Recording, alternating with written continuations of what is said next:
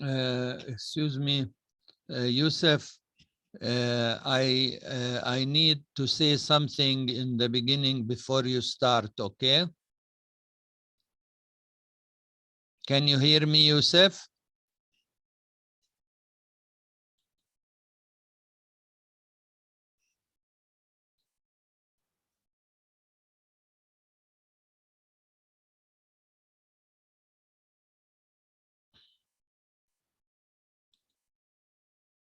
Good evening to everyone.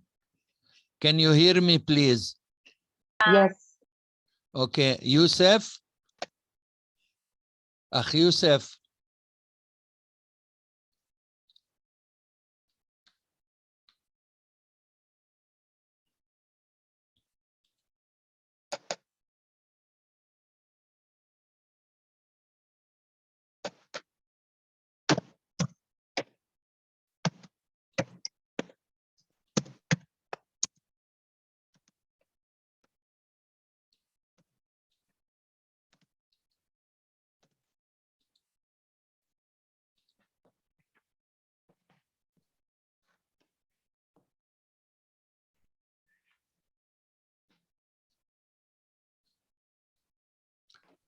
Well, I want to say something about last time's presentation. We have Dr. Hayat from Turkey, and she pointed out to me that her comment about the 3D presentation of plants, and I think that was important. I misread the information because she told us that in Algeria, they have done some documentation of the medicinal plants or of the flora of Algeria. And of course, my answer was that in Jordan, they have done this maybe 30 or 40 years ago, and I misread the sign. What she was trying to tell us was that the use of laser scanning could be a very good idea for the documentation of plants and for their so that people can recognize them. In other words, if you see a plant in the wild, you may not have the Dr. Hayat is from Algeria, sorry, not Turkey. And the idea is that you can use the laser scanning to identify the plant that you see.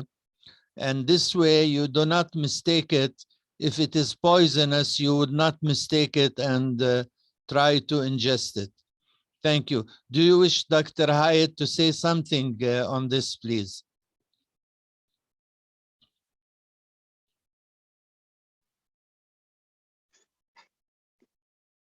Okay, thank you very much. أستاذ يوسف. مرحبا دكتور طلال، كيفك؟ أهلين هلا. أنا شايفين البرزنتيشن تبعت السلايد الأول. عم نشوف الفولدر. فايلز. اوكي، فإذا I'll resume share.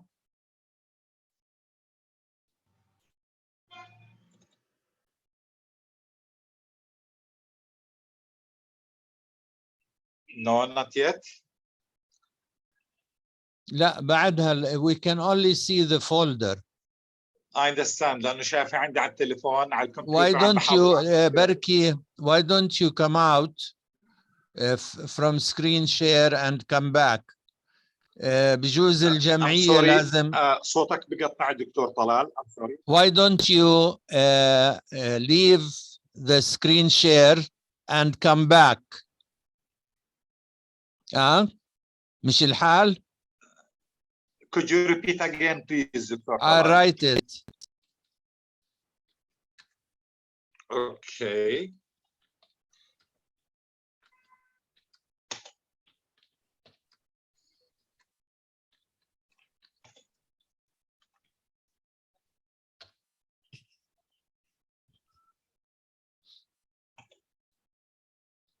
مهندس لينا معنا؟ أهلين دكتور، معكم تفضل. بركي لازم تعطيه إذن بالسكرين شير والله. الإذن متاح دكتور. اوكي اوكي نيو شير.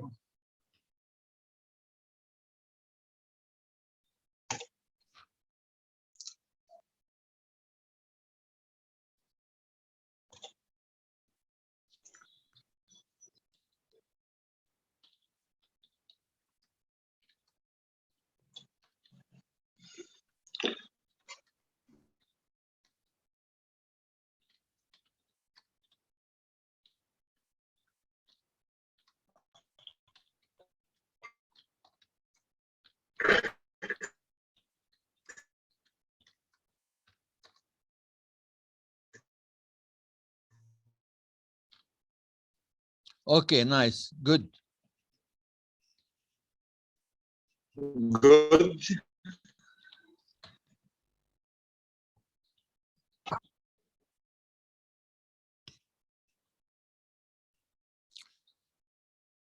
We can't hear you.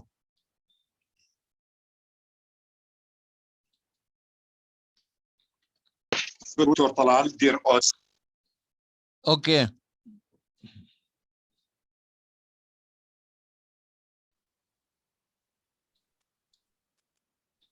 مرحبا دكتور طلال، سامعني؟ now yes. Good. Do you see my first slide on the screen? It has small writing, so please if you can expand it, make it full screen. Okay, if this is the case.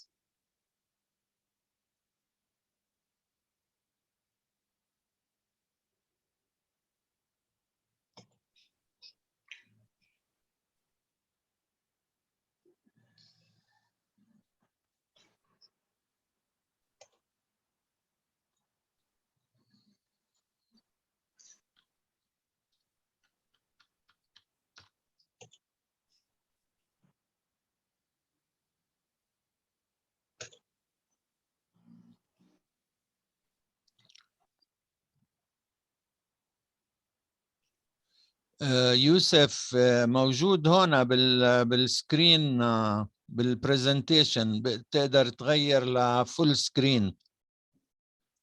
Anyway, you can talk while you are trying.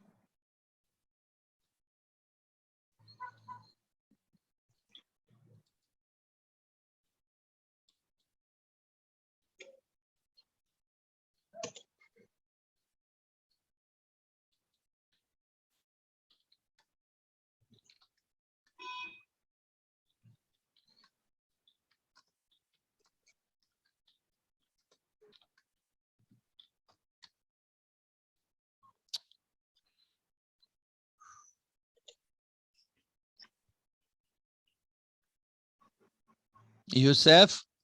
نعم دكتور طلال. Relax, just go ahead and talk. Go ahead. I'm sorry if it's small letters. معلش هيدي السلايد الأولى، كيف اللي بعده؟ Let's give it a test. Is it the same? You haven't changed. انقل على السلايد اللي بعدها. هلا حولت على السلايد. اوكي انا عم بحول. This is what I'm doing دكتور طلال. السلايد باوربوينت على الكمبيوتر تبعي من مدخل entering this seminar. I'm speaking through my smartphone.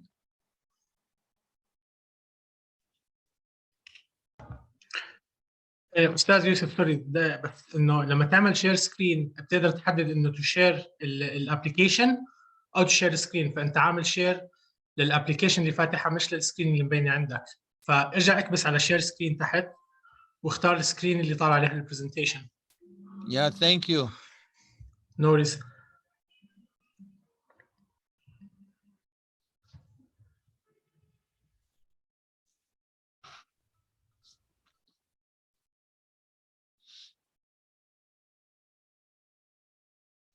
طلعت.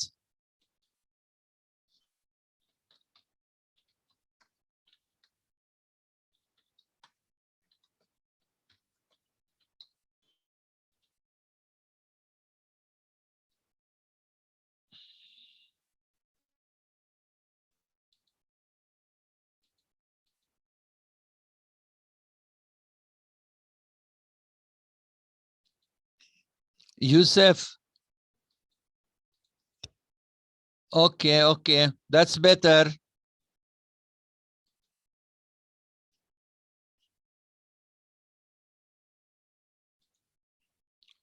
Akh Youssef, it's okay.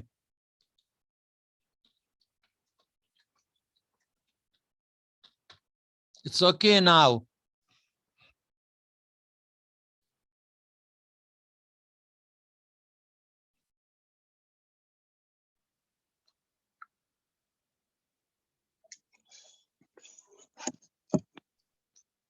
Youssef. Yes, sir. Yalla, yalla. Okay, this is the case. ماشي الحال. انزل للسلايد الثانية. Okay.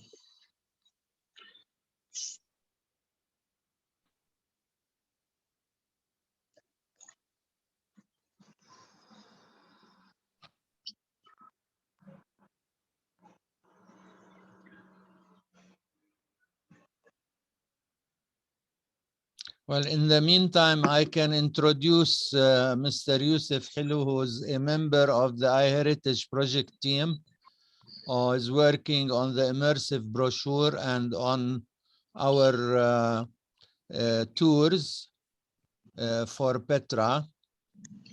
And he's going to talk to us about the tour that he visualizes for Petra. So please.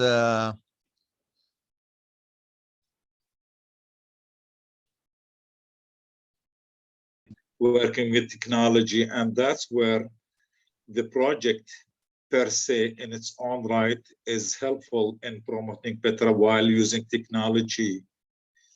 Okay. سامعني دكتور طلال؟ سامعك بس ما شايفين شيء يا يوسف. I'm so sorry for that. Thank you for your patience. I'll be working ASAP on this.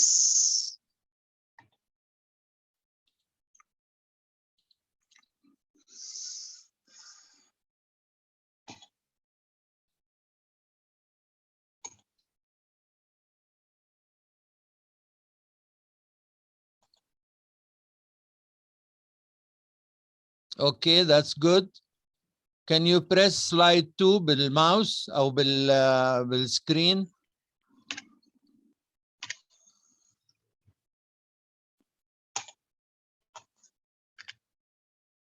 Okay. Good. Yes, yes, go ahead. Okay, ماشي الحال. Great. Great. Thank you so very much for your patience and support at the same time. I sincerely apologize for the delay. Sometimes it happens. Okay, this is the first slide. Second slide is thank you so very much to our immersive brochure team, Professor Dr. Talal Akisham, manager of the engineering of immersive brochure, Dr. Khayriya Amr, specialist on history of the Nabatean of at Petra, Ms. Narmeen Marji, who is the ICT expert responsible for graphic design, for example, augmented reality. It's a true privilege to have coordinated with you on the best sequence and presentation of the guided tour at Petra as a tourism venue while creating the immersive brochure. Additionally, thank you all experts, lecturers for their valuable presentations our audience for their commitment and to all the efforts invested by the JSSREC cross-cultural and local partners. For example, Dar al-Athar al-Amma Department of Antiquities, Petra Museum, Jordan Museum, Petra Regional Authority, Petra Development and Tourism Region Authority. The photos provided in this presentation are courtesy of Dr. Talal Akashi, Dr. Khayriya Ammar, Youssef Hilo, Dr. JSSREC, Dr. Ziad Al-Salamin, and Monsieur Didier Canet.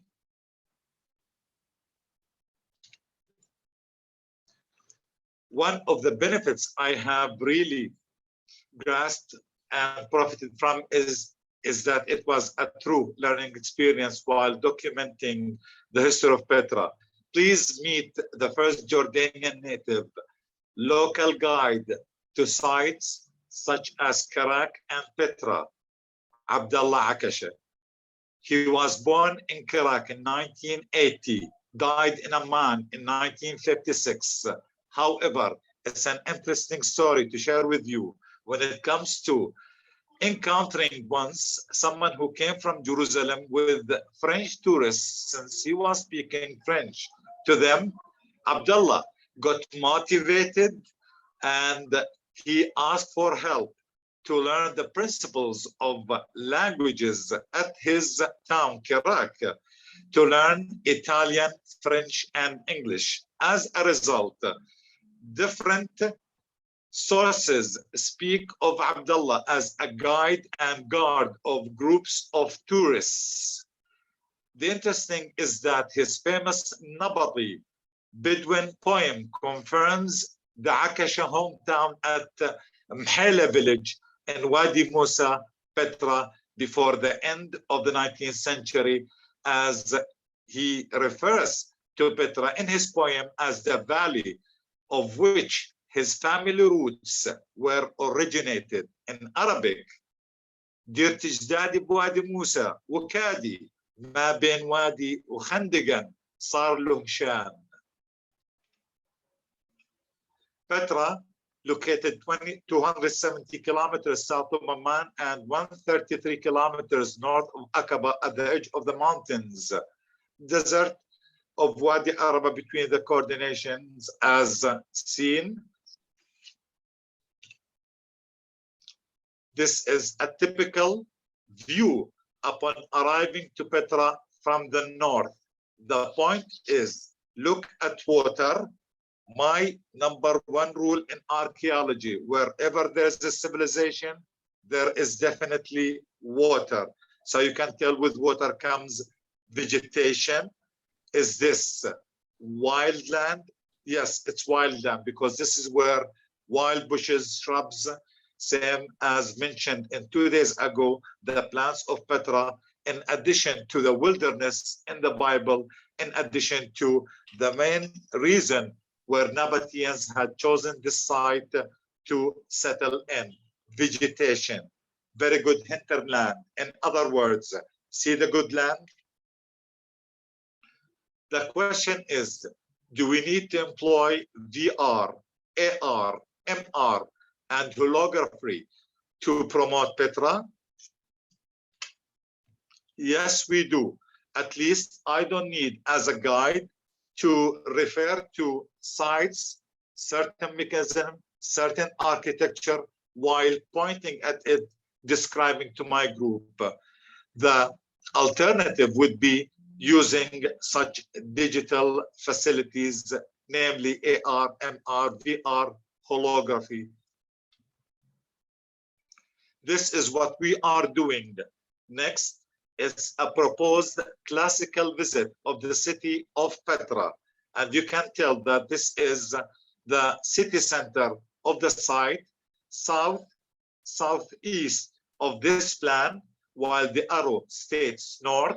So southeast is the beginning at the visitor center, and we follow a route for some 3 kilometers all the way down Walking Hill towards Qasr al-Bint as the end of the classical tour.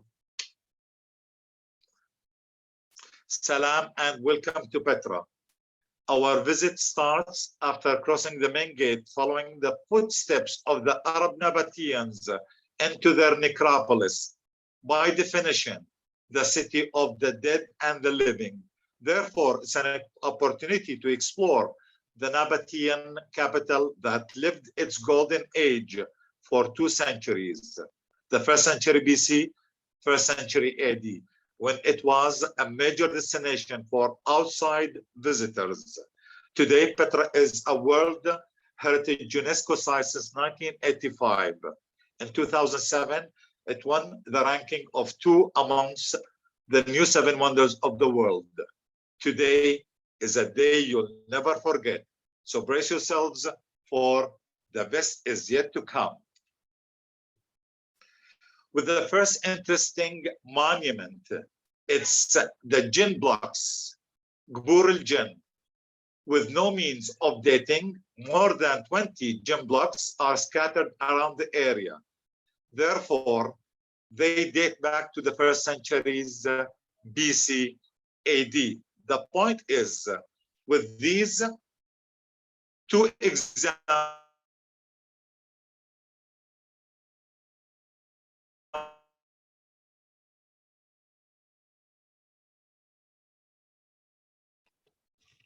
Youssef, we stopped hearing you. بعد الميكروفون عن السماعات please.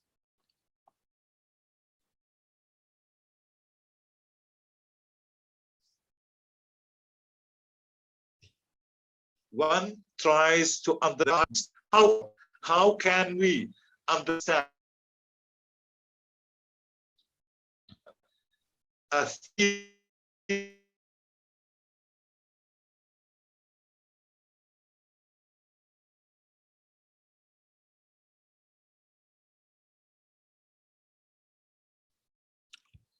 راح الصوت.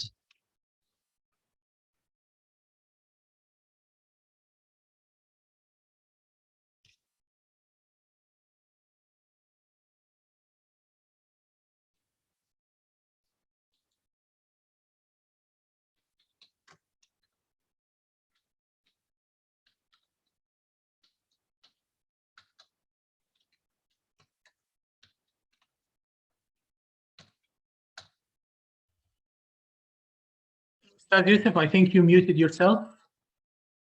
Youssef. Yes, Yeah, sir. okay, now it's good. Yeah, okay, good. Okay, ماشي الحال. I'm sorry. Yeah, تفضل. I appreciate that. Shukran. Thank you for your patience and understanding. I'll repeat 20 gym blocks scattered around the area.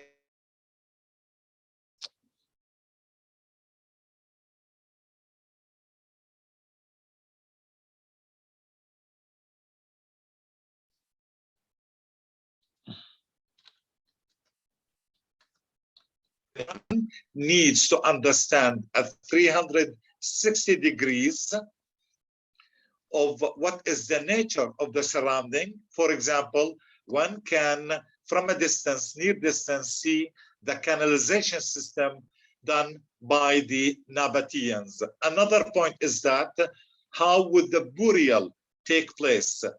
Therefore, that is a very good reason to deploy HR, MR, VR when it comes to understanding what the nature of the carving in relation to the significance of the historical value of such a stone monument. Further, few steps down is the obelisk tomb, and it's the photo on the left-hand side, where the upper area phrase is formed of 4 obelisks. Between the 2 middle obelisks is the owner of this burial, a buried man standing with pride, and according to the inscription on the right-hand side photo, it refers to him as Abd Mangu, who made this tomb for his family in the time of King Malichus II in the time 40 to 70 AD. Further down, one comes to just before the entrance of the sea to witness the dark tunnel, Wadi al-Mudlim. And that is interesting because this is where Nabatean engineering, in order to evade flash floods happening today, same as 2,000 years ago, so they had to overcome such a problem with the flash floods. As such, the 88 meters long tunnel, dark tunnel, Al-Wadi al-Mudlim, was carved to evade water inside the sacred Sikh, the sacred passageway for the Nabateans into their city center. One important point is that since obelisks were carved at the facade of the obelisk tomb, this explains that the Nabateans, the Arab Nabateans, traded with Greece, Rome, and Egypt, plus Mesopotamia, where silk was imported from China, spices and precious stones from India, gold and ivory from East Africa. They also monopolized the frankincense and myrrh imported from Southern Arabia. Today, it's Yemen and Oman. It's important for me to tell you that in Nabatean time, 1 gram of gold was 1 gram of frankincense imported from Yemen and Oman today. Arabia in their time was equivalent to 2 grams of gold to its price.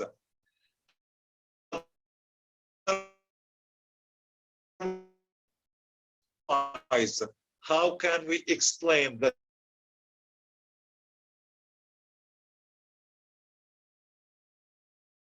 years old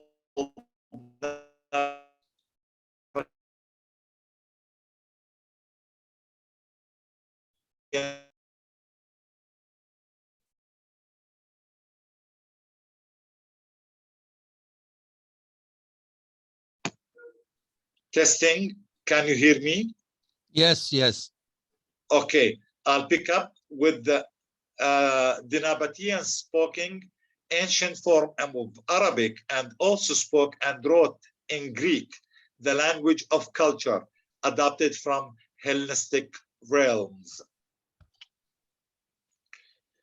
Entering the Sikh, one notices the debut of this natural formation that stretches from east to west 1.2 kilometers gorge within a serpent-shaped canyon. Although a natural formation, the Nabateans made this canyon a main sacred pathway into their city center, which required engineering tasks with chiseling work on both sides of the gorge and the many carved Beit-Il, house of God. Beit-Il, the house of God. For example, at the middle of the Sikh, the canyon, the sacred passageway, one can notice on the left-hand side the Beit-Il of Dushara, that is the house of God, of the supreme God of the Nabateans, Dusaris in Latin, Dushara in Arabic and English, as it is evident from the standing stone with 2 square-shaped eyes, 1 nose, and no mouth. Therefore, it could be understood that priests at the time of the Nabateans would receive oracles from Dusaris, and they would pass it for the believers at that time or for those coming to visit Petra or perform any kind of rituals which required burning of frankincense, of course. What's interesting is that on the right-hand side, it's exhibited at the Petra Museum. It's a colossal bust of Dushara also found from Puteoli, that it's Pozzuoli near Naples, and is exhibited at the Vatican Museum. It's the same shape with very fine details, so much similarity. Further down along the Sikh, one comes across a cameleer and camels behind him. Therefore, the deduction of this image would inform that this Greek-like toga and sandals were by the Nabatean guide, and he is by the leash guiding these camels. Therefore, it cannot be really understood whether it's for sacrificial or for trade. However, the possibility that the statues are simply an artistic or religious expression must not be ruled out. The most interesting of all 800 facades in Petra, the treasury, the famous Khazna, dedicated to King Aretas IV, who ruled almost 50 years, from the year 9 BC to 40 AD. The monument exhibits the systematic carving of 43 by 30 meters facade from top to bottom, and the fine work of carving the funerary symbols adopted from local and nearby civilizations. Look at the camels sitting down in relation to just one slide earlier. The camels, sacrificial, must not be ruled out. Interesting is the excavations in front of Al-Khazna revealed the original floor, which was 6 meters below the facade itself, the treasury, where one stands now in front of the treasury, from where a monumental staircase led up to the monument, the facade of the Khazna. More surprisingly, there were underneath 5 tombs carved into the same rock face before the construction of Al-Khazna. A very interesting 3D model is exhibited in the Petra Museum that gives an idea, which is a good example to follow within our iHeritage project. Leaving the Khazna and heading towards the end of the city, one takes the outer Sikh, which is another gorge that opens towards the theater with more Nabatean tomb facades to explore. The Nabatean theater at the end of this streets of Nabatean tombs, especially on the left-hand side, at the end of the photo, one can notice the theater, the Nabatean theater, most probably dated to the same time of the Khazna, to King Aretas IV, who ruled from 9 BC to 40 AD. What's real interesting is that this was a center of arts, of culture, where orators, philosophers, not only from Petra, the Arab surrounding countries, but also came from Greece and Rome to perform for an audience reaching somewhere around 5,000, and at its zenith, high season, up to 10,000. Therefore, if a claim is to be postulated that the theater might have witnessed any gladiators, violent sport events, whatever of this sort, it could be absolutely denied on such basis. This is a theater for culture, poetry, classic arts. This is a typical tour that I always do with my group, where taking just before the theater a climb of 30 minutes to the high place of sacrifice. The climb promises the chance to explore an imagined Nabatean religious festival within a scenario of a sermon of a high priest standing on an elevated podium. It's not seen here.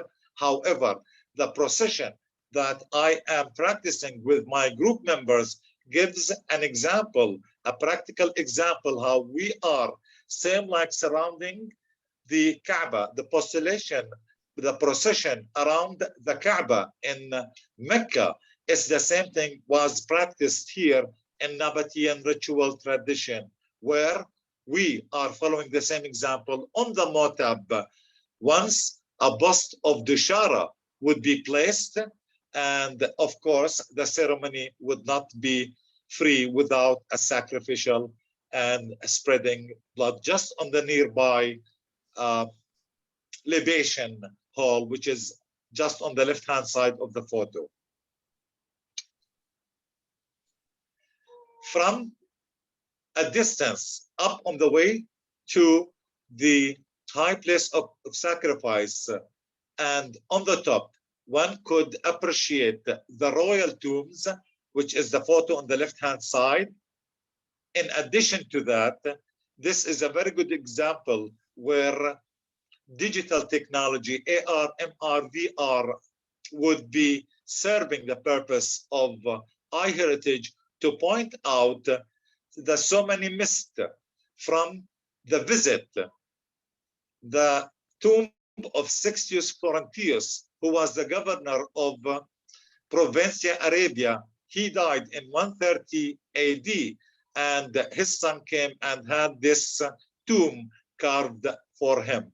What's really interesting is at the facade of this tomb, of the photo on the left-hand side, is within the facade itself, one could discriminate the details of the head of the Medusa. What's really interesting is that this very interesting tomb of a Roman governor is just around the corner at the end of the royal tombs. From the top, looking up north, one could notice the Byzantine church of St. Mary, or the Petra church, also known as the Scrolls Church, where scrolls were discovered in 1990 with the church had preserved walls up to 3 meters up high, the floor level, with magnificent original mosaic floor dating back to the 6th century AD. The Lion Fountain is on the other side, where leaving the high place of sacrifice, heading towards the city end by taking the Wadi Firasatu, an important monument that is the Lion Fountain is seen on the way. It's a very good example how a fountain would be skillfully sculpted just on the side of the falaise of the facade at the shape of a lion, where from the spout, from the mouth of the lion, the water gushes coming from upland. At the end, Qasr al-Bint. Here we see a very good example of what is incorporated within the walls. It's wooden beams. Therefore, that has helped in supporting the structure when absorbing the shock of recurrent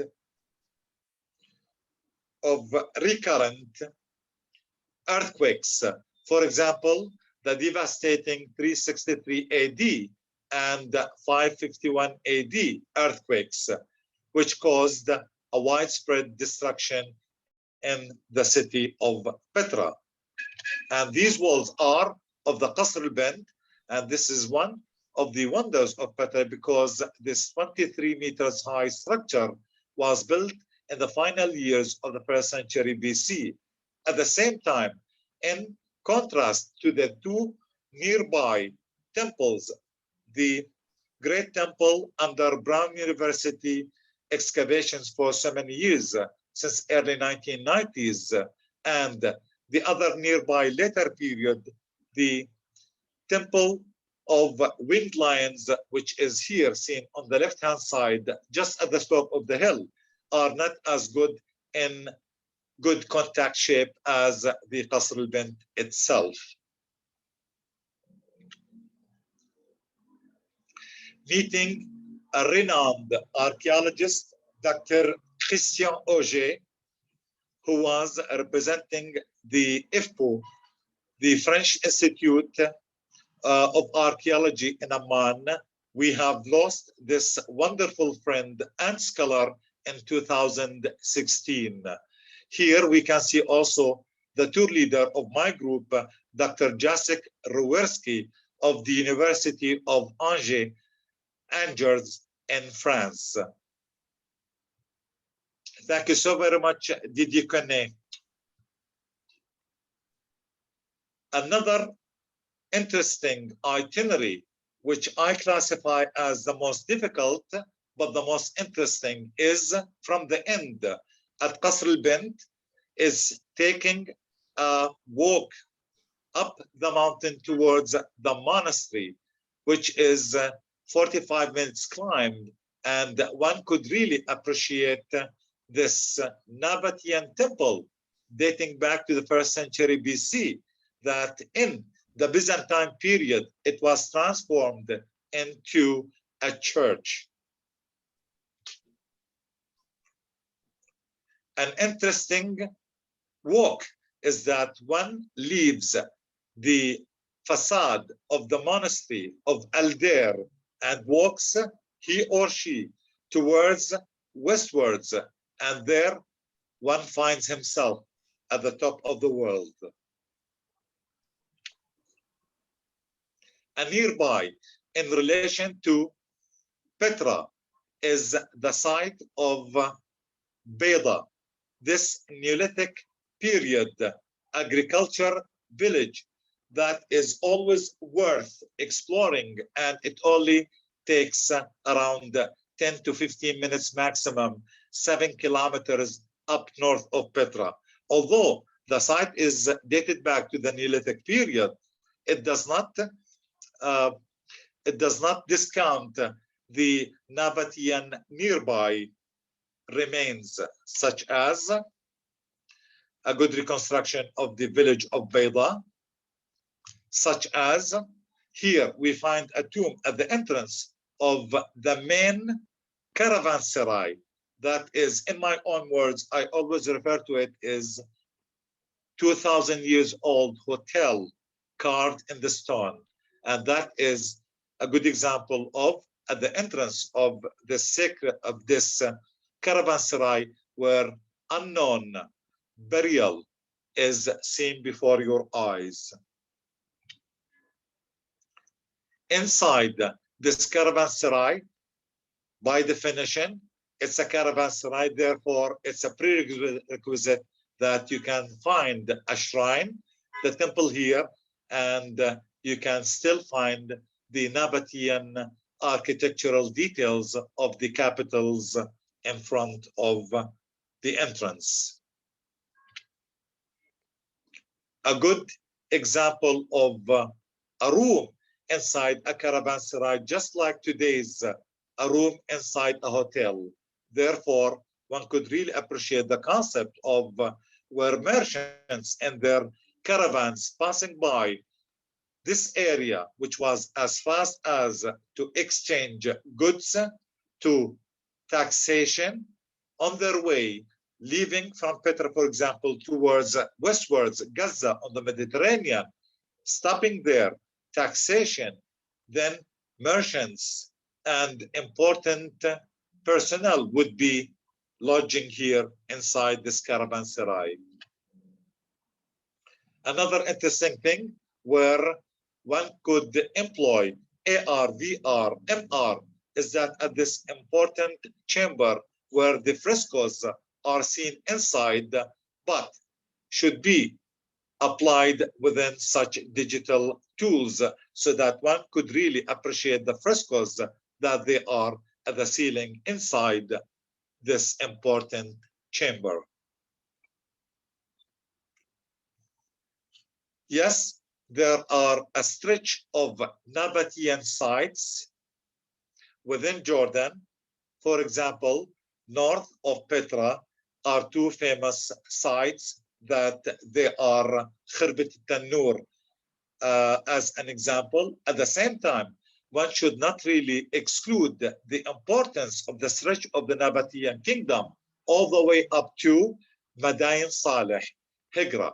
So on the left photo, you can see a good example as if you are in Petra, while on the right-hand side, the famous Qasr al-Farid, known for its huge facade as unfinished tomb. You can tell by the bases where our driver there is standing just at the entrance. This was not finished because the blocks were still not removed, so that it's a complete facade. The point is the interconnection between Petra and Saudi Arabia purposely and specifically in Madain Saleh can be understood within this map taken when we, the Friends of Archaeology, had the privilege of being in Saudi Arabia in the winter of 2003. And it was a trip, a worthwhile, because this is how photos can be employed to give a better picture of the geography of the area. That is, you can tell Petra at the top of the photo vis-a-vis Taima, Tabuk, Madain Saleh, which is pointed on the map. One should not forget the great efforts of a great archaeologist, Dr. Fawzi Ziadin, who was our guest of honor in winter 2003, and an asset and great company during our tour exploring the Nabatean history and archaeology in Saudi Arabia. Here, Dr. Fawzi is at the site of Rajajil. Thank you so very much. Thank you for your patience, and I appreciate your support. Shukran. Mr. Youssef, Mr. Hilo, thank you very much. Well done. I think we have some comments, but I would like to start before we get into more details. I want to ask you, is the digital technologies ethical or unethical vis-a-vis the livelihood of Jordanian guides, tour guides? In other words, could people use the technologies and start ignoring the services of actual guides? What do you think? Sir, I think they complement one another for the best benefit of the visitor. Let's take what's happening now, Dr. Talal and audience. We are since March 2020, we are in catastrophe when it comes to restriction of traveling due to COVID-19 pandemic. Therefore, the risk of traveling for different ethnic nationalities, cultural backgrounds, whether from the US, Europe, from Asia, there has been this risk of not traveling. Therefore, there is a need, which means this is the demand side, as they need something of digital technology, digital tools, such as videos, such as what we are doing, AR, MR, VR, as digital tools. Therefore, on the demand side, this is becoming a prerequisite, and there is an interesting term referred to them, telepresence. Telepresence is those who are sitting in their own homes back home, and they are watching a video by a guide who has no other chance due to the restrictions of travel, but to film a video himself. Therefore, this is a paid guided tour, and it becomes very essential for him, on the one hand, using ethically the technology of the digital tools, in addition to, on the other hand, he is sustaining level. Therefore, both are combined and they complement one another. In all cases, when it comes to the ethical, moral obligations of a guide, in my personal professional opinion, is that it's always stating what is the true facts as much as one can share with visitors. However, when there are doubts, I prefer if someone stately and boldly say it. I don't know. But here is another solution, Dr. Talal, is that the immersive brochure that under your guidance and management with Dr. Khayriya Amar and Narmeen Marji, as well as your contribution, we have done a great deal of authenticating the sources of the history in the immersive brochure, which is sound, historical, scientific background. Therefore, that is a very good result for tour guides to refer to substantiate their talk. But what I'm saying here is that the technologies can be used to make or to create business opportunities for the guides, even during the Corona COVID problem. We have a comment from Dr. Hayat Qadi. Yes, there are always alternatives, and here is the role of the new technologies: digital tourism, digital museums, and digital guided tours, which is confirming what you just said, and what I believe should be an approach towards making a better livelihood for the people in the tourism sector. Okay, can we have more questions?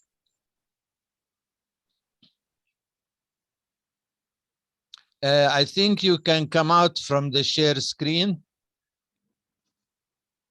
Youssef? Yes, sir, if you wish.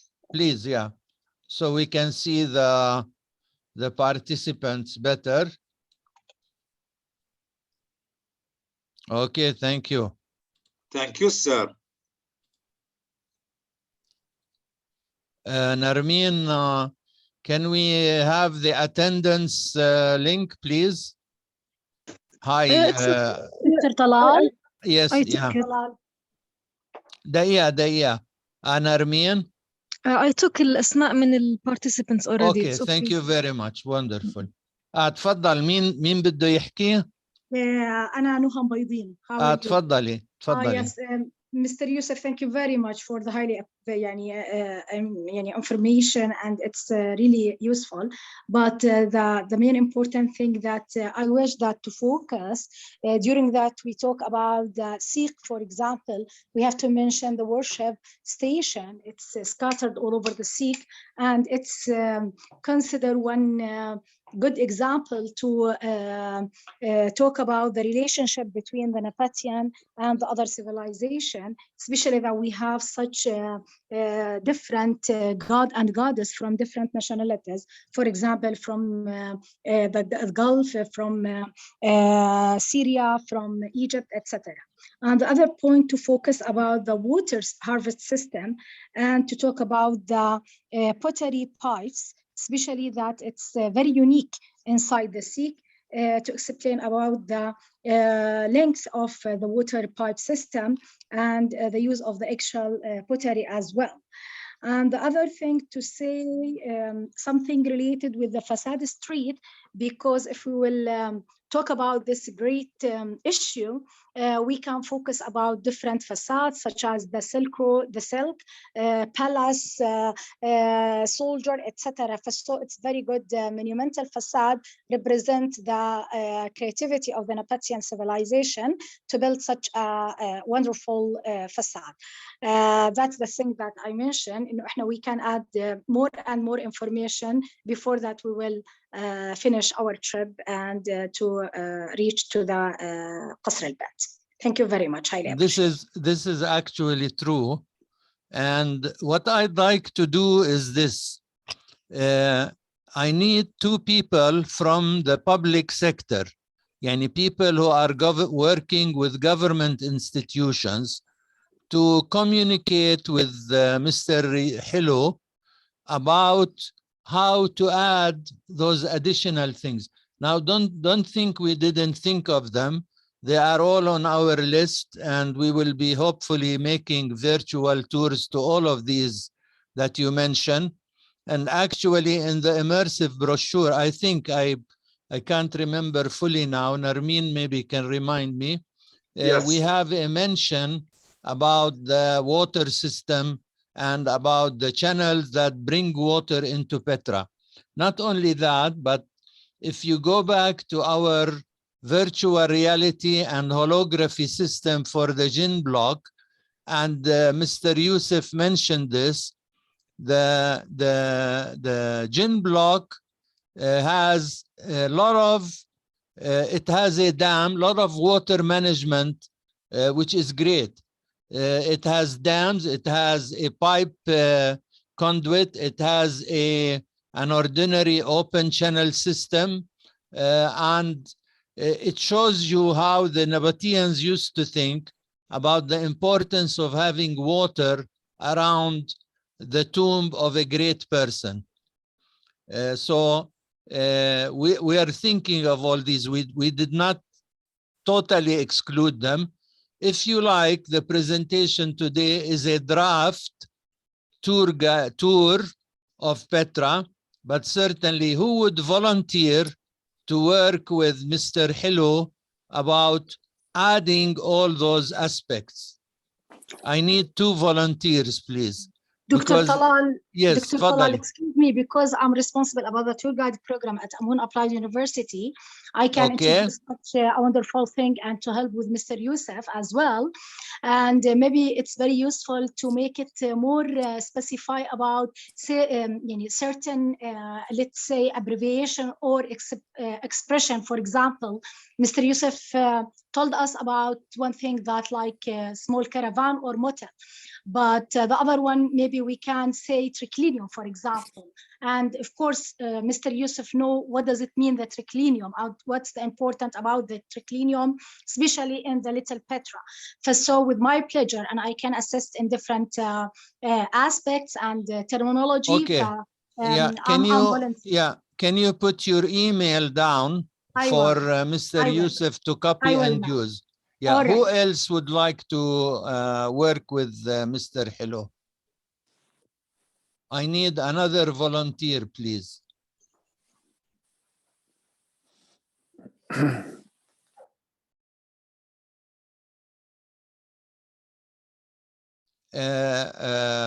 Would people from the Petra Park be interested? Dr. Nisreen, Ms. Samia?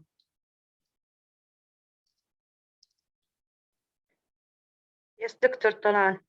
Would you please help with this issue? The reason I'm saying this is part of our effort is to have people from the public sector take part with the people from with the private sector about the creation of better stories, of better, if you like, visits to Petra. Would you please collaborate with Mr. Youssef? Yes, sure. I will be with Dr. Nisreen also. Okay, now we have lahza. We have Ms. Noham Baidin who is interested also, which is okay. But Ms. Hiba, you didn't put your email, please. دكتور طلال يعطيكم العافية، يعطيك العافية دكتور يوسف. هلا جاهزين يعني بأي شيء. اوكي that's great. فإذا دكتور نسرين، مس سامية، مس هبة هارون and Nuha, Miss Nuha Bataine will communicate with Youssef on this issue. That's wonderful. I think we do need people from the public sector to collaborate with someone like Youssef, who is in the private sector, in order to improve the visit to Petra. Good evening, Sir Talal. Hiba Harun معك يعطيك العافية. Thank you for Mr. Youssef Hilo for his presentation and his lecture. It was really great. And I can cooperate also with Mr. Youssef Hilo according to the myth on the treasury. The treasury itself, it talks about mythology, the Nabatean mythology, Greek mythology. It is very important for the tourist himself to know about the myth on the treasury itself. كتير مهم دكتور طلال لأنه هذا بيساعد على تسويق البتراء. Okay. Yeah. Okay. As long as I would ask Dr. Kharia to, yani, we need the evidence. We don't want to say something that doesn't have evidence attached to it. Yes, there are myths that could be useful, and in Greek mythology, of course, myths or legends have been very important. Now, whatever you are going to suggest will be checked by Khairia. Okay. Yeah, thank you. I do appreciate, because I'm teaching tour guides here in Jordan, the Amun College with Mrs. Nuha Baydin. عم بدرس الميثولوجيا النبطية واليونانية والرومانية فيما يتعلق بالمواقع الأثرية عندنا في الأردن، بالإضافة للبتراء، which is important. الخزنة كتير مهمة دكتور طلال لأنه عم تحوي كتير حضارات، يعني بالإضافة للأنباط، بالإضافة لليونان، أيضا في عندك الحضارة المصرية. وفي عندنا، بعرف إذا الدكتورة خيرية بتأيدني بهذا الكلام، في خلاف على الفنان اللي قام بعملية النحت الموجودة على الخزنة، هل هو كان بيور نبطيان ولا كان نبطي ماخذ يعني كان دارس في اليونان مثلا فن النحت، او انه كان بيور جريك. الواقع في يعني نعم في ناس حكوا انه هم ناس اما اتوا من الاسكندريه او تدربوا بالاسكندريه، لكن في مقال جميل طلع حديثا بيقول لك انه هذا حكي فاضي، لانه هاي مدينه متحضره وعريقه، وانه فكره زي العصر الحديث انه والله الدول العالم الثالث بتشتق تقنياتها ومهاراتها من الغرب، فهذا شيء خاطئ و it is wrong. It is not necessarily the correct concept. I know even some people in the German funded project that did a couple of restorations. This was mentioned a lot, but I think the new concept is wrong. يعني إنه this concept is wrong. الدكتورة خيرية عفوا أنا استرسلت.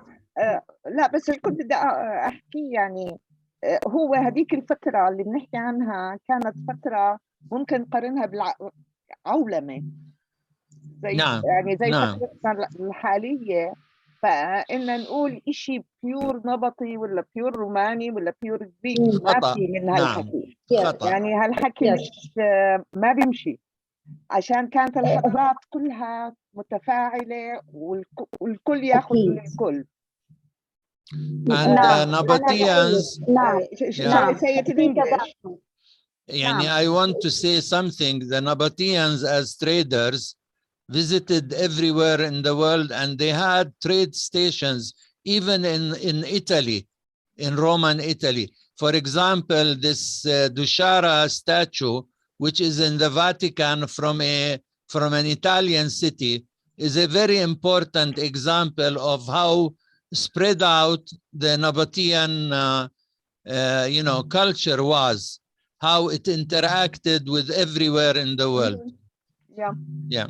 And this was the greatness of the Nabatean culture, in that it managed to take from all the surrounding cultures, but present it in its own format. And this is how it survived, actually, and how it became so impressive. Okay. So now we know there are a few people from the public sector who are going to cooperate with Mr. Youssef. And we need to enhance such cooperation. But are there any more questions about this? I also want to welcome my colleagues from Watch who have joined us kindly tonight. And it's very nice to see you with us today. But any questions about this matter, please? May I raise a question, Dr. Talal? So Please. I'm Hani Hayajna. I raise my hand, my electronic hand. Okay. In fact, I have two remarks. Thank you, Mr. Youssef Al-Hilo, for your interesting lecture.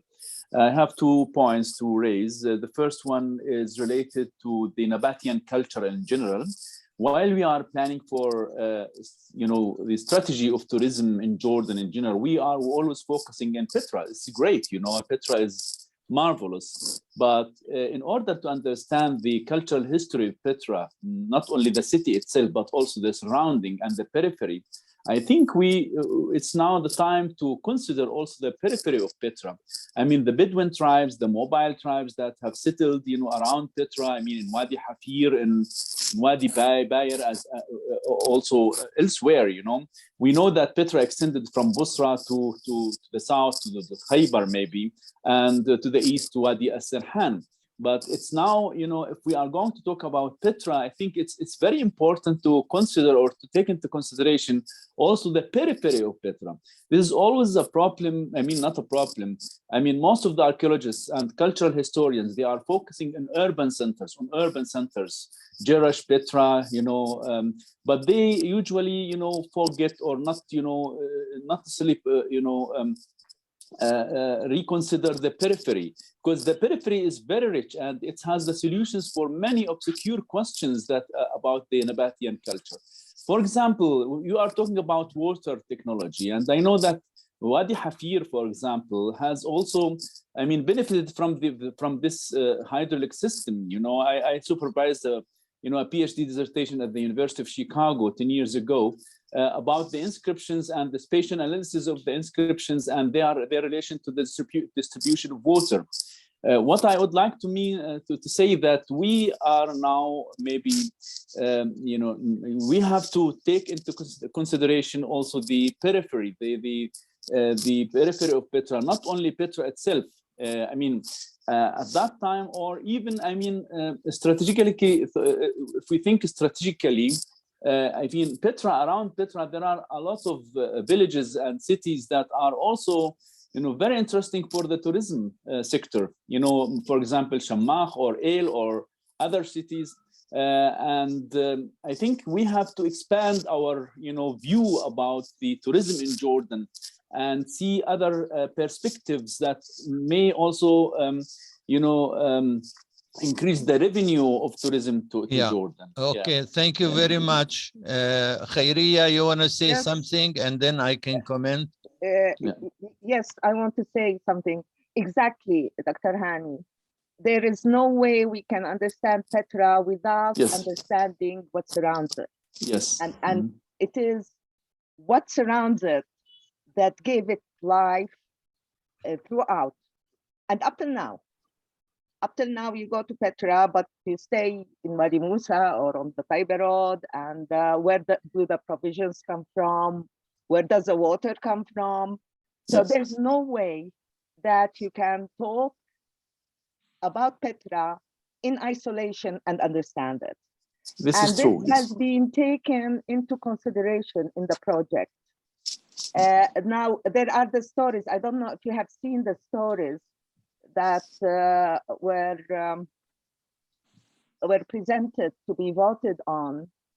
And there, if you look at them, you will see, yes, we did extend, and we have to. There is no way we can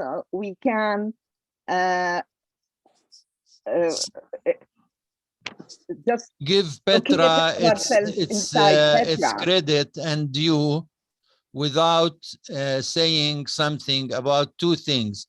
The first one is its Bedouin origins.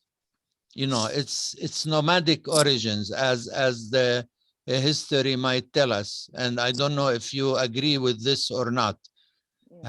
Yes, agree. Well, I have a point here, if you allow me. I mean, regarding let me just finish. I'm sorry, and, yeah, I am with you. I'm fully with you also. How are we going to do this? Are we going to just visit Petra or visit Petra at large? Now, you know, the tour is something, and the stories that revolve around Petra are another. Yes. So would you like to have a tour which is Petra at large, yani mentioning, because the tour, as you can imagine, it is virtual. So I don't have to stick to, let us start at the entrance at the visitor center and go into that. You know, I can create a virtual visit which has more than just the physical presence inside Petra. And this is what, Khairia, you were mentioning in your interview, that you are not sure what's going to happen. And I tell you, this is what's going to happen. Okay. This is what's going to happen. We're going to have stories that are Petra at large. Tfaddal, Dr. Hani.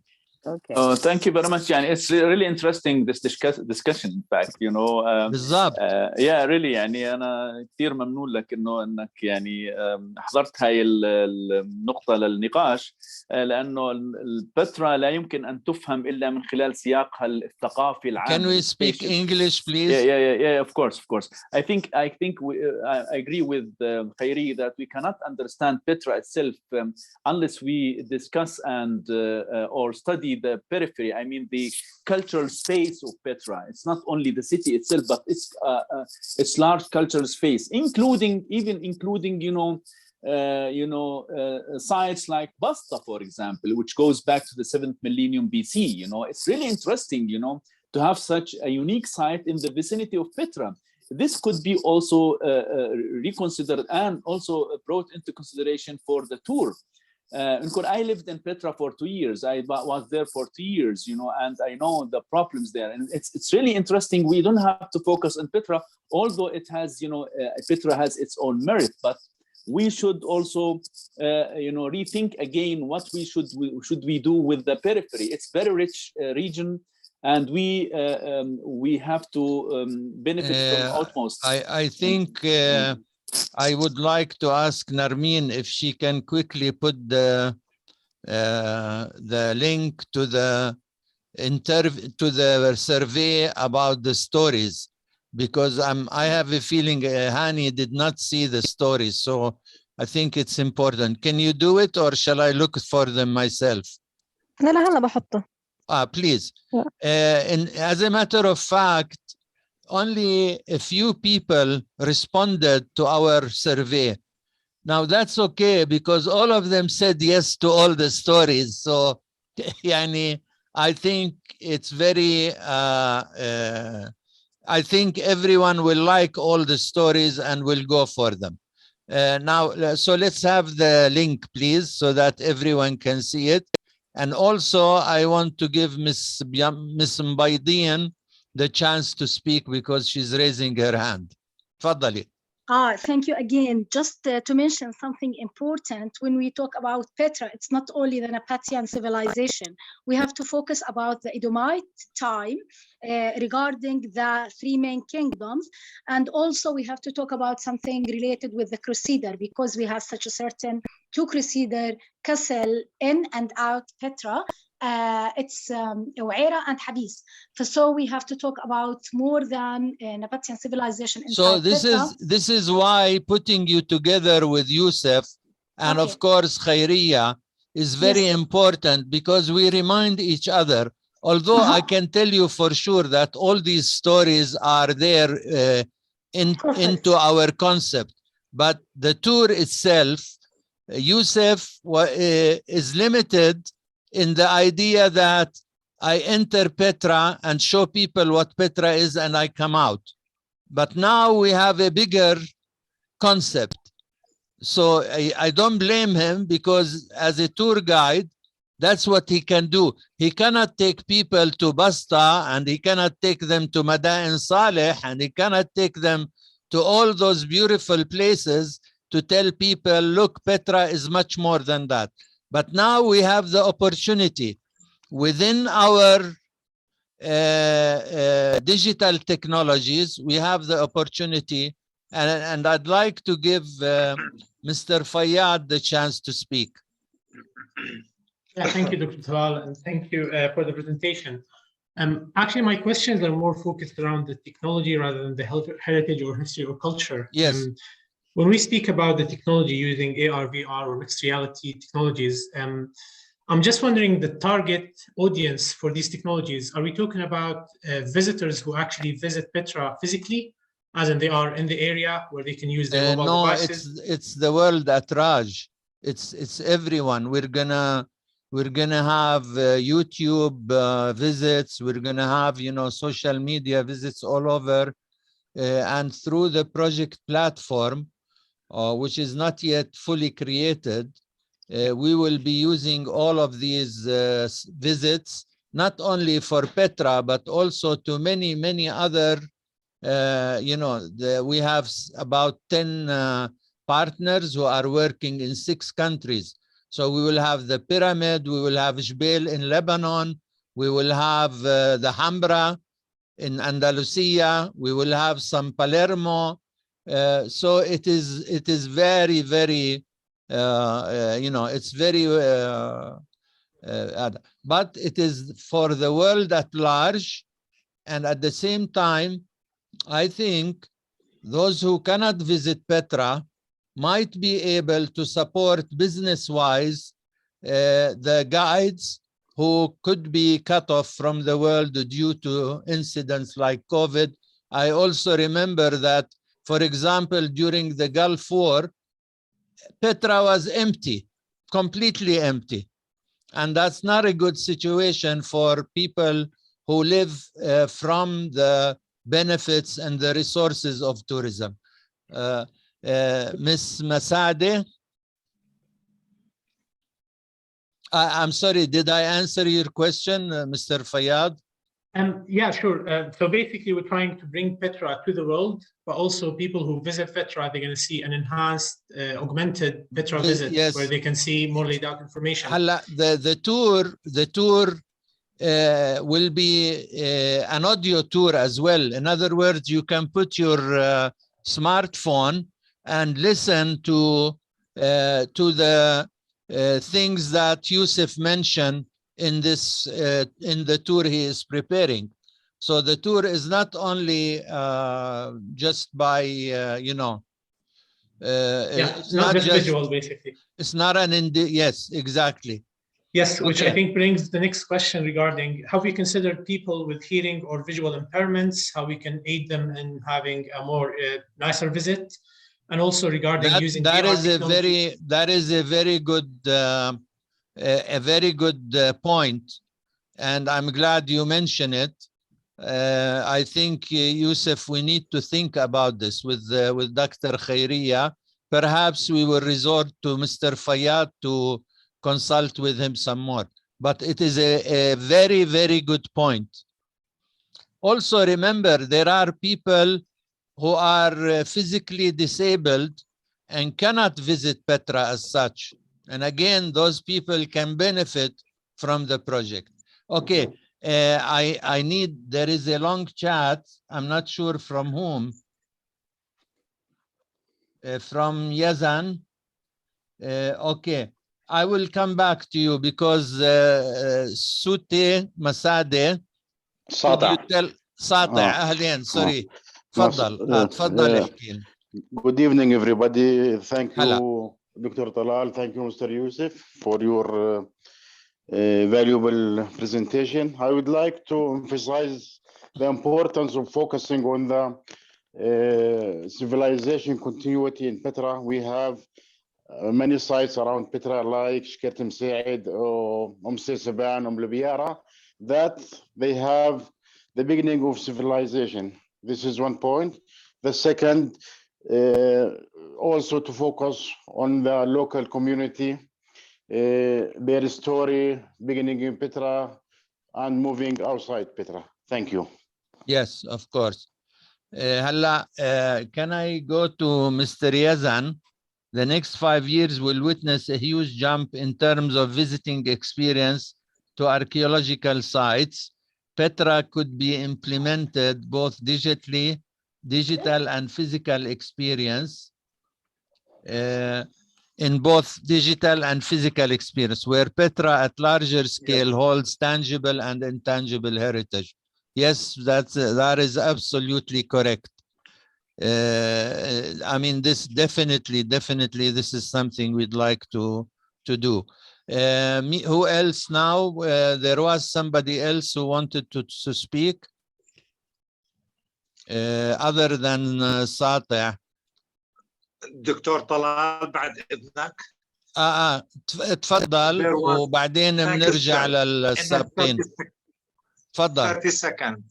There was a good question إنه إيش هو, what is the last slide that has a blue lizard? Yes. That was my way of saying that this is the Sinai agama. It's an indigenous lizard in Petra known as the blue lizard. And I wanted to leave an impression that not only plants, vegetation, flora, fauna, also the lizards do form part of the cultural heritage covered by our project. And that's exactly what we're hoping to achieve. In other words, we will be presenting some things about the geology in Petra, the way nature has carved its beauty. Not only man carved its, his art, but also nature. Fauna and flora was part of this. And as you remember, we had about the important resource of medicinal plants. Now, I think Ms. Ala Bataina has the right to speak at the moment, so please go ahead. Ala Bataina. Ala Asif. Thank you, Mr. Hilo, for your answer about the lizard slide. Such an amazing ending for your interesting presentation. Thank you. I would like to ask about a different matter. Yes, please. Yes, about the quarries that used to build Petra, from where they get their stones, or Nabataean get the stones. Is it their? Yeah, well, Nabataean stone came from around Petra, and even in Petra. Specific quarries, doctor. There are, and Can I answer this, please? تفضلي. Yes, please. Okay. There were two main sources. There are quarries. One big quarry is when you go just below Sahun. There's a huge quarry. And the other big source for sandstone was when they carved the facades and emptied the interior. Exactly. They used these stones as well. From which area, doctor? Okay. The first one, Sahun, and the second? The big quarry is just below Sahun. And they also use sandstone from when they carved out the facades, they came out with a huge amount of stone that was also used for building. Now, these are sandstone. the limestone that was used was brought further up from the Sharab, from the Wadi Musa area. We don't know of quarries as such, but Wadi Musa is so built up. But for the sandstone, yes, we do have the quarries. It's one of the things that you can visit even. Dr. Hani, آسف دكتور مستر فياض قبل. اوكي ماشي اوكي. Mr. Fayyad, sure, Hamza, Hazem. Hazem. Yeah, I'm just wondering if this is the right time to discuss these issues, or maybe we can take them at a later discussion, because I think there is a lot of technology limitations that we need to consider in terms of creating this virtual experience, whether it's in person, when people visiting Petra, or people doing it remotely. Is this a good time to discuss this, or are there more appropriate sessions why for not? this discussion? Yes. For example, you are right, because first of all, I think if I may put my ideas into this, the thing about the importance of satellite communication.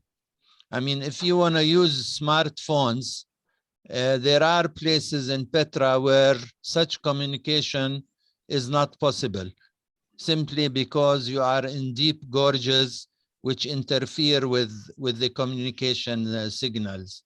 So this is something that you need to consider. The other thing is that do you really want to overburden the tourist with too much to see on the phone, or do you want him to have more time to enjoy what is around him? So these are my ideas. If you like to talk about this, I will come back to you, because I want to hear first from Hani and then from Ms. Hiba, and we will see what then. No, thank you, Dr. Talal. Thank you, Dr. Talal. I wonder if you have considered the Petra Church scrolls, in your project, because they are really a very, very important source for the cultural history of Petra itself.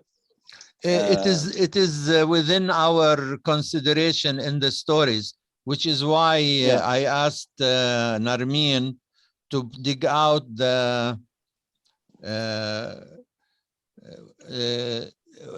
I asked Narmeen to dig out the link to the survey, so you can look at the stories that we have.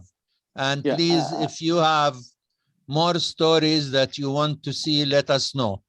Okay. Well, and also about the language, the Nabataean language, and its relationship with the surrounding area, because there was a mutual connection, linguistic connections between the Nabataeans. I think yes, I think you are right, Khairiya. We didn't mention this, did we? Yes, because most. لا خليني أسمع من خيرية what she خليني thinks. أكمل بالله خليني أكمل. أوكي تفضل. طيب. هلا يعني we noticed that even in Wadi Hafir and those areas, that we noticed that Nabataeans came to the area and they wrote their inscriptions in Nabataean and also in ancient North Arabian. It's a bilingual language, and sometimes they use different scripts.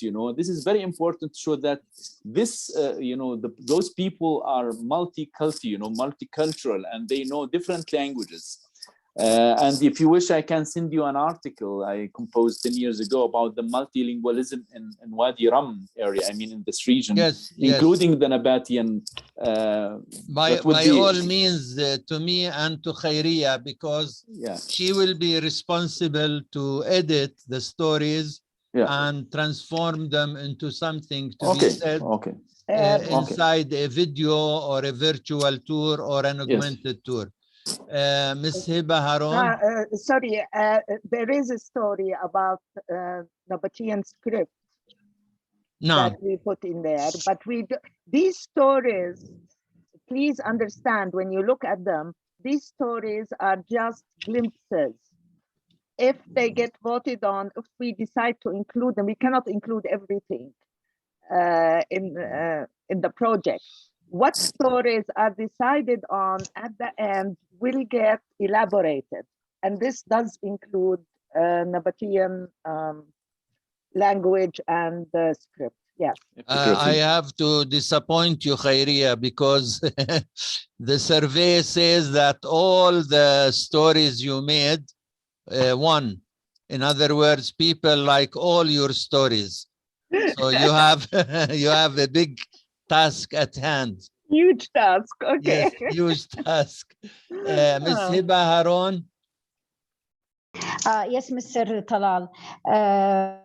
I want to say about the treasury, when they had built the treasury inside the mountain and they take off all the stones, okay, in order to build it, they used the stones to build the other buildings inside Petra. This is first of all. The second thing, we can say that the Nabatean inscriptions, they use two elements. The first one is the Aramaic Nabatean letters while they are writing their inscriptions, and the other element is the Arabic Nabatean letters also.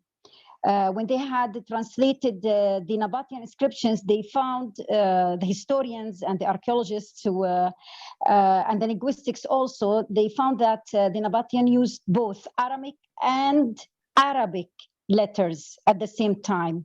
Even when they were talking also, they used Arabic letters, and it's being combined with Persian letters little bit. This is my point of view, and this is what I have studied in linguistics about the Nabateans themselves. This is my point of view. I don't know if Dr. Khairia will agree or disagree with this view. Thank you. Yes, we can look at Nabatean as a sort of an ancient Arabic. And it is now, when you read Nabatean, you will see even in the structure, it is closer to Arabic. Now, I'm not a linguistic. Maybe Professor Hayajne will have more on this, but definitely the link is there between Aramaic and later on Arabic. Yes. Okay, I will translate it in Arabic if you don't mind, Dr. Talal. Yes, إنه هي النقوش النبطية كانت في عنصرين مهمين في الكتابة في استخدام الأحرف. كانت إما نبطية آرامية أو نبطية عربية. يعني كانوا يستخدموا على الجهتين the two elements. وهي كتير طبعا بتدل على إنه الأنباط يعني كنا نقول إنه civilizations تبعتهم كانت كتير عالية، والكالتشر كمان كان كتير عالي. أوكي. برضو في شغلة ثالثة إنه كانوا هم بيستخدموا حتى بطريقة الكلام، كانوا يستخدموا الأحرف العربية فيها قليل من الفارسية وأيضا قليل من الآرامية، يعني كانت بتدخل معها. لكن هذا الشيء ما بينكر إنه الأنباط بدي أقول عليهم إن هم العرب أنفسهم، يعني هم they are Arabs. أوكي، ما بدنا نقول عليهم إن هم زي ما بيطلقوا عليهم المستشرقين إنه لا هم مش عرب، لا هم عرب. اوكي، وذي ار واجوا من منطقه الجزيره العربيه ومن مدائن صالح، ولما لغايه لما وصلوا البتراء وبنوا البتراء واحتكوا مع الادوميين كمان، كان كثير مهم. يعني هاي النقطه هي موضوع النقوش النبطيه، يعني عالم اخر مختلف تلقائيا عن فن العماره عندهم. بس انا حبيت اوضح هاي الفكره. ثانك يو. اوكي. الحقيقه دكتور هاني بيقدر يعني يبعث للدكتورة خيرية. عندك إيميلها؟ أكيد دكتورة خيرية من زمان إيميلها عندي، من 20-30 سنة. لا يمكن، مش معقول. ما أنتم مش بنفس الفيلد، يمكن تعرفوا بعض قبلي. أوكي. Now I think لا بس في معلش دكتور طلال، بس دقيقة واحدة. يعني بالنسبة لي نحكي عن يعني عن Nabatean script and the Nabatean epigraphy, it's really a difficult, issue. يعني it cannot be discussed, just easily like that. As we know, the first Nabatean inscription is dated back to the 2nd century BC, and the latest one is dated back to the 4th century AD. After the annexation of Petra in 106. I mean, the Nabatean script is, continued to used by the ethnicities and the local cultures in Northern Arabia in general. And At that time, you know, Arabic script is, you know, has developed from the Nabatean script, you know, and this is not easy to say, you know, okay, it's, you know, they use Persian. Not only that, but I think the project is not about putting everything we know into it. That's impossible. And let's be realistic. Yes, I want to mention some things like, مثلا, the Nabatean script is the precursor of Arabic. That's good. But I cannot go into too many details. Yeah, of course. Please remember, I only have 1.5 years, 2 years at the most to do all this. Yeah, of course. So forgive me, we like to include as many. As I told you already, if you look about the stories, no, we cannot finish as long as people like to talk. I'm sorry.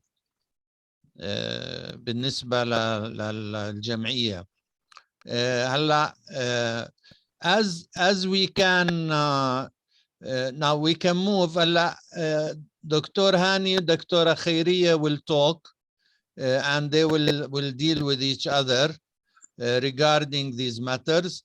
But now I go back to this issue of the technology, and this will be the final thing. What is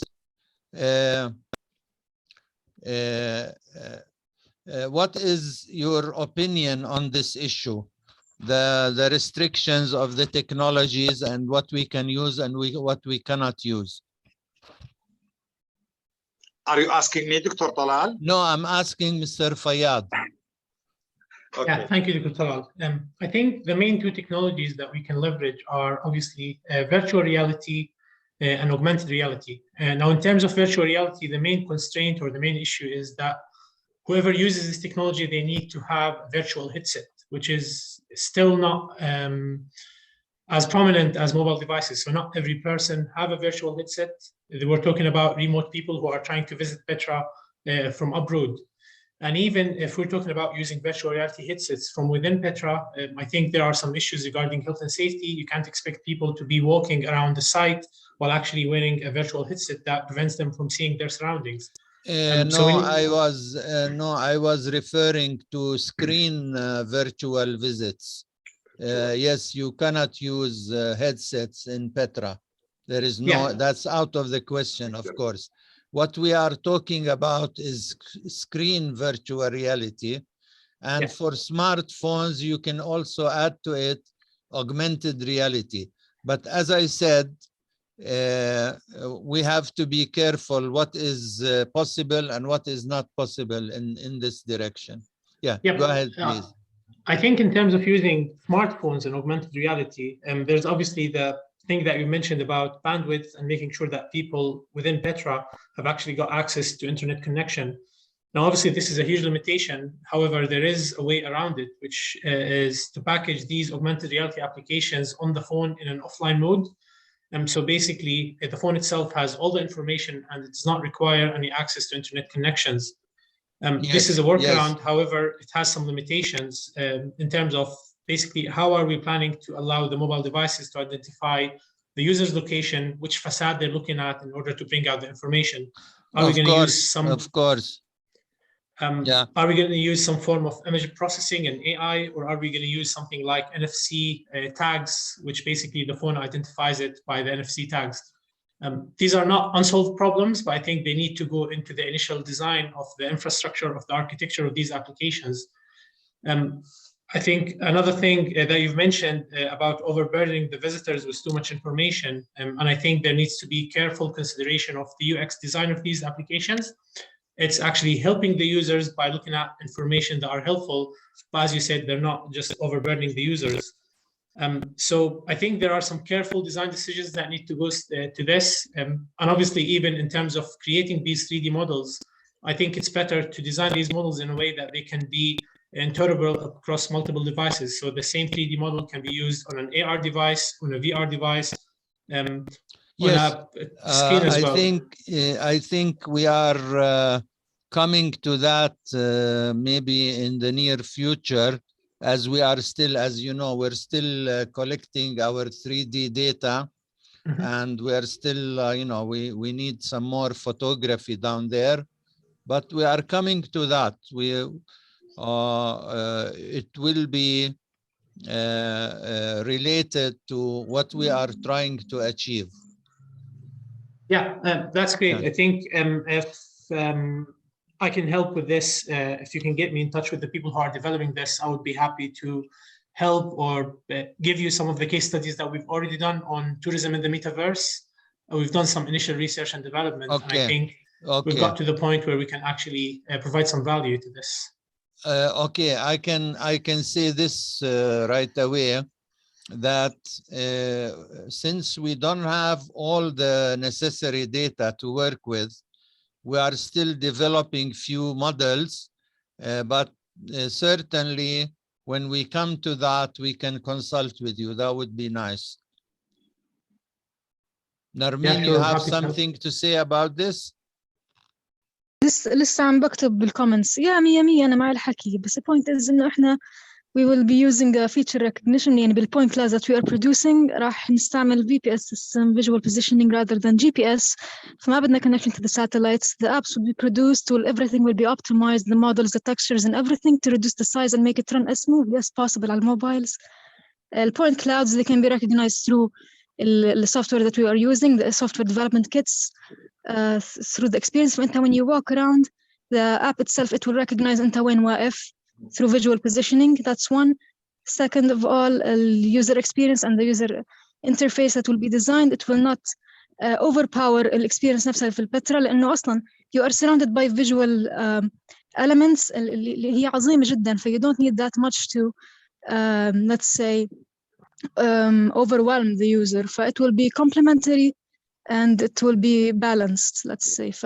It's all thought of, and we appreciate any support further on in the project. Currently we are developing, we are collecting 3D data, and we are waiting to collect all the point clouds and produce the meshes and everything, so we can actually move on to the second phases of developing those experiences on site and also offline and also through the web. Allah, there is someone talking about virtual Petra.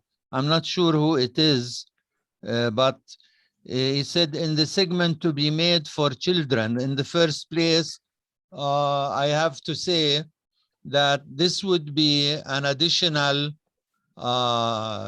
innovation that should be developed by people who are in the audience or people who have the skills to do this. We don't have necessarily to do everything. We don't have to do virtual Petra for children. It's not necessarily part of our project, but we have mentioned that we will support people who have innovations and people who can create. So we are going to help entrepreneurs and creative people by throwing a tender of a competition for people to give us applications that are creative, and we will try to support you to get a patent for those, and it's up to you to work. Even public people in the public sector collaborating with people in the private sector is nothing to prevent, say, Mr. Fayyad, who is from a well-known ICT company, to work with, say, Dana from DOA in order to produce something interesting about virtual Petra for children. And if they need a little bit of data from us, we will give it willingly, as long as we know there is going to be a product, and this product is going to be interesting and will be used per se. Okay? Yeah, I think that's great. To be honest, we've thought about the gamification of Petra to try to reach out people on platforms that they're already using, such as Minecraft, which is a very popular game for children where they can build virtual worlds. So we can build the initial map and then allow them to create their own creativity on it, just in a way to get the younger generations to get more interested in Petra. we will support that by giving you what I have and created maps for Petra for years, and I will give you willingly, you know, such information so you could use it. But please, yani, don't expect us to do everything. We are here to consult, to talk, to see what can be done. But in the final analysis, we want you all to contribute to the general support for tourism. And this can be done in many ways, not just with this project. This project is only a drop in the ocean of what can be done. Okay? I think we can adjourn now. Forgive me because we've taken a bit longer than usual, but this is nice. I mean, if I had the choice, I would go on with you. But let us adjourn today, and hopefully, as I have mentioned, we will be meeting every Friday from now on, not you know, on the schedule, the old schedule. This is to give you more chance to absorb things. There will be one session possibly on Saturday, but all sessions in the future will be in Friday. Otherwise, I think we can stop now, and I encourage you to keep thinking about those ideas, because they are really the bread and butter of the tourism sector. Thank you very much. Shukran. Thank you all. Thank you, sir. Shukran, Youssef. Very nice. Thank you. Thank you, sir. Yalla, bye bye. Bye bye. يعطيكم العافية. Narmeen, did you put the story, the link? Oh yes, زمان بالchat موجود. Yes. Okay, you have the link to the stories, so please join them, look at them, and if you have time to answer, they're a bit long. There are 26 stories, and they are all mentioned there, and you can read and say yes and no for each one of them. Thank you very much.